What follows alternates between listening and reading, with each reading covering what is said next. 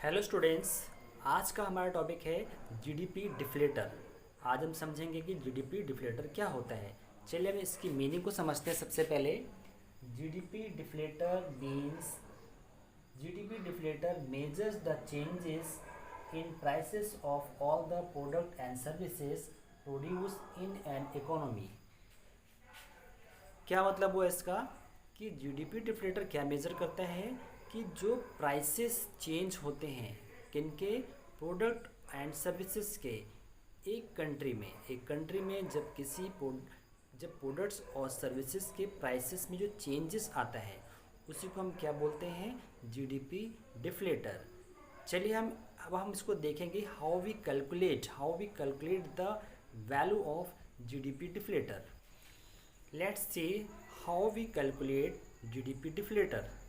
चलिए हम देखते हैं जीडीपी डिफ्लेटर को कैसे कैलकुलेट करते हैं। GDP deflator is equal to nominal GDP divided by real GDP into 100। अब हम जीडीपी डिफ्लेटर को कैलकुलेट करने के लिए हमें दो टर्म्स और पता होने चाहिए। कौन कौन से? Nominal GDP and real GDP. क्योंकि हमको जीडीपी डिफ्लेटर को कैलकुलेट करना है, उसको मेज़र करना है, तो हमको ये फॉर्मूला अप्लाई करना होगा जिसमें हम नॉमिनल जीडीपी को डिवाइड करेंगे रियल जीडीपी से and into 100। Then we get the value of GDP deflator. Let's see what is real GDP and what is nominal GDP. First we see what is real GDP. Real GDP is equal to price of base year into quantity of current year. ठीक है। Real GDP को calculate करते समय हम किन किन दो चीज़ों का पता होना चाहिए कि हम कैसे निकालेंगे कि प्राइस ऑफ बेस ईयर से मतलब है कि हम जो भी ईयर का जो जीडीपी निकाल रहे हैं, रियल जीडीपी निकाल रहे हैं, उसमें एक ईयर को बेस ईयर मान लेंगे। मतलब उसको हम चेंज नहीं करेंगे। जो क्वांटिटीज़ तो हमारी ईयर वाइज चेंज होती जाएंगे, लेकिन जो ईयर है वो बेस ईयर है वो वही रखेंगे। तो उससे हमारा क्या निकल के आएगा, जीडीपी, रियल जीडीपी, मतलब price of base year into quantity of current year. अभी हम इसको एक न्यूमेरिकल एग्जांपल के साथ भी समझेंगे तो उसके साथ आपको और क्लियर हो जाएगा। चलिए हम आगे देखते हैं हम नॉमिनल जीडीपी कैसे कैलकुलेट करेंगे। Price of current year into quantity of current year. और जब नॉमिनल जीडीपी की बात करते हैं तो जो प्राइस भी होंगे वो भी करेंट ईयर के होंगे और जो क्वांटिटी भी होगी वो भी करेंट ईयर की होगी। तो हमारे पास हमें नॉमिनल जीडीपी भी मिल जाएगा। ठीक है।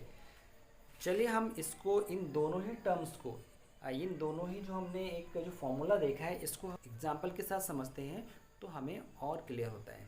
Let's see we have an example. एक एग्जांपल हमारे पास दिया हुआ है जिसमें कुछ वैल्यूज़ दी हैं जिसके बेस पे हम ये देखेंगे कि how we calculate GDP deflator. तो एग्जांपल में क्या दिया हुआ है, ईयर दिए हुए हैं, प्राइस है एंड क्वांटिटी है। Year 2000, 2005, 2010 and 2019। प्राइस है 10 rupees, 15 rupees, 18 rupees and 32 rupees. Then quantity 1000 units, 1300, 1600 and 2500। ये all are given in units. तो हमारे पास एग्जाम्पल दिया हुआ है जिसमें ईयर है, प्राइस है, क्वांटिटी है। तो अब हम ये देखेंगे कि how we calculate GDP deflator. चलिए हम देखते हैं कि हम एक जीडीपी डिफ्लेटर को कैसे कैलकुलेट करते हैं, क्योंकि हमने हमारे पास एग्जांपल दिया हुआ है और हमने उस जीडीपी डिफ्लेटर में रियल जीडीपी और नॉमिनल जीडीपी को निकालने के लिए एक फॉर्मूला भी देख लिया है। अब हम उसी फॉर्मूले को यहाँ पे अप्लाई करेंगे। जैसे कि आप देख रहे हैं हमारे पास ईयर दिए हुए हैं। क्या ईयर है? 2000, 2005, 2010 एंड 2019। अब हमें रियल जीडीपी काउंट करना है। अब अगर आप देखिए जो मैंने आपको फॉर्मूला लिखाया था रियल जीडीपी काउंट करने का, वो क्या था? वो मैंने लिखाया था कि price of the base year into quantity of the current year. तो जो एग्जांपल मैंने आपको अभी लिखवाया उस एग्जांपल में देखिए कि जो बेस ईयर का मतलब क्या हुआ, जो सबसे ऊपर जो ईयर दिया है हम इसको क्या मान लेते हैं, इसको हम मान लेते हैं बेस ईयर।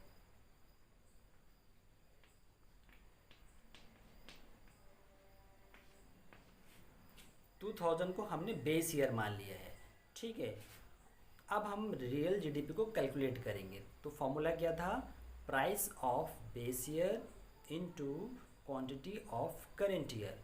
तो 2000 में आपने देखा था प्राइस कितना था, 10 रुपीज़, और 2000 में ही वही हमारा करंट भी, क्योंकि अभी हम 2000 को ही लेके चल रहे हैं, तो यही हमारा बेस ईयर है और यही हमारा करंट ईयर है। तो 2000 में जो प्राइस था वो कितना 10 रुपीज़ था और जो क्वांटिटी थी वो कितनी थी 1000। तो हमारा अगर हम इसको कैलकुलेट करें 10 इंटू 1000, तो हमारा रियल जीडीपी कितना आया 10,000।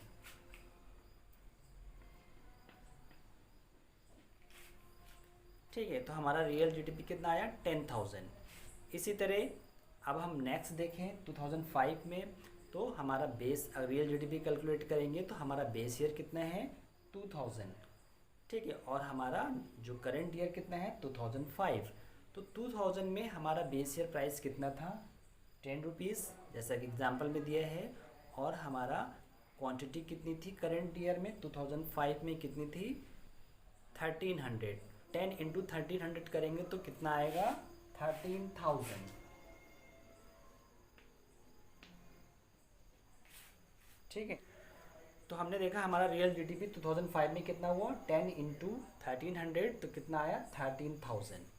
फिर इसी तरह 2010 की बात करेंगे तो 2010 में अगेन बेस ईयर हमारा 2000 है, उसमें प्राइस 10 रुपीज़ है और करंट ईयर की क्वांटिटी कितनी है 1600। तो 10 इंटू 1600 कितना हुआ 16,000।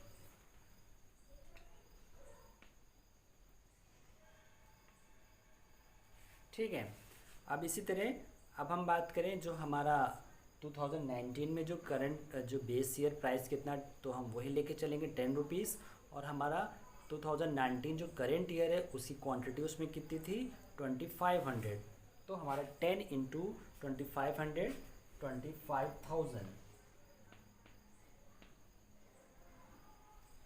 तो इस तरह हमने क्या किया, हमने रियल जीडीपी को काउंट कर लिया, क्योंकि हमें रियल जीडीपी का फॉर्मूला पता था, क्या था real GDP is equal to price of base year into quantity of current year. तो हमने उस फार्मूले को मानते हुए हमारे पास क्या हुआ, ये रियल जीडीपी की वैल्यूज़ आ गई, ये हमें पता चल गया कि किस ईयर में रियल जीडीपी कितना था। ठीक है, अब हम देखते हैं हमारे पास नेक्स्ट क्या है, नॉमिनल जीडीपी की हम कैसे कैलकुलेट करेंगे। तो नॉमिनल जीडीपी का फॉर्मूला मैंने क्या लिखा था, nominal GDP is equal to price of current year into quantity of current year.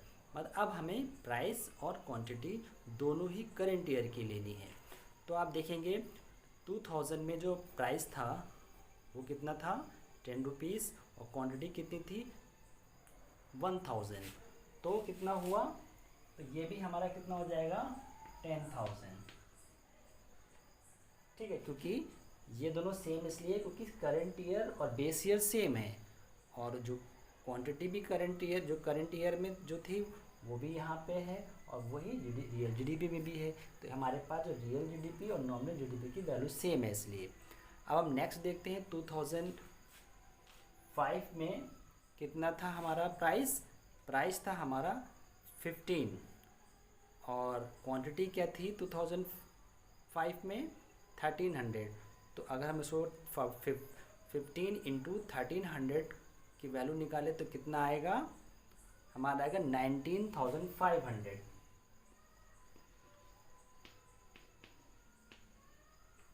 ठीक है, फिर नेक्स्ट क्या है हमारा, नेक्स्ट 2010 में हमारा प्राइस कितना था 18 और क्वांटिटी कितनी थी 1600। तो वैल्यू कितनी आई 28,800।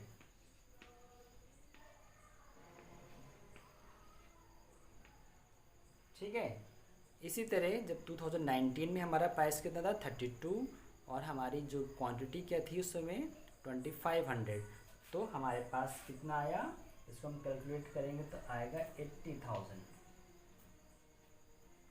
Okay, now we have both the values real GDP and nominal GDP. अब हमें दोनों ही वैल्यू पता चल गई हैं। अब हम फॉर्मूला लगाएंगे जीडीपी डिफ्लेटर का। जीडीपी डिफ्लेटर का मैंने आपको फॉर्मूला क्या लिखाया था, nominal GDP divided by real GDP into 100। अब उस फॉर्मूले के बेस पे अब हमें दोनों नॉमिनल जीडीपी भी पता है और रियल जीडीपी पता है, तो अब हम हमारा आसानी से हम क्या निकाल सकते हैं जीडीपी डिफ्लेटर। तो जीडीपी डिफलेटर का फॉर्मूला क्या था, nominal GDP divided by real GDP into 100। अब हमारा नॉमिनल क्या है, 10,000 अपॉन 10,000 इंटू 100।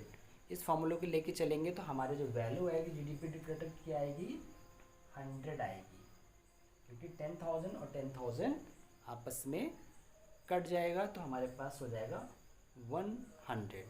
इसी तरह अगर हम 2005 में देखें डिफलेटर कितना था, वहाँ पे आपका देखेंगे 19,500 डिवाइडेड बाई 13,000 इंटू 100, तो हमारे पास वैल्यू क्या आएगी 150। इसी तरह आप नेक्स्ट ईयर में देखते हैं 2010 में 18,800 डिवाइडेड बाई 16,000 इंटू 100, तो वैल्यू क्या आएगी 180। इसको आप लोग काउंट भी करते जाइएगा, अपने हिसाब से कैलकुलेट भी कर लीजिएगा, जिससे कि आपको निकालना भी आ जाएगी। हाउ वी कैलकुलेट, फॉर्मूले में रख के कैलकुलेट करिए तो आपको इसकी वैल्यू निकालना आ जाएगी। ठीक है, फिर उसके बाद जो लास्ट हमारा 19 में कितना था, 80,000 डिवाइडेड बाई 25,000 इंटू 100, तो कितना आएगा 320। ठीक है, तो हमने देखा कि हाउ वी कैलकुलेट जीडीपी डिफलेटर। तो जीडीपी डिफलेटर को कैलकुलेट करने के लिए, मेज़र करने के लिए हमें दो चीज़ें पता होनी चाहिए, क्या क्या, रियल जीडीपी और नॉमिनल जीडीपी। रियल जीडीपी को हम कैसे कैलकुलेट करेंगे, मैंने क्या फॉर्मूला बताया था, price of base year into quantity of current year. तो हमारे पास ये वैल्यूज़ आ गई हैं। उसी तरह जब नॉमिनल जीडीपी को कैलकुलेट करेंगे तो prices of current year into quantity of current year, तो हमारे पास नॉमिनल जीडीपी की वैल्यूज़ आ जाएंगी।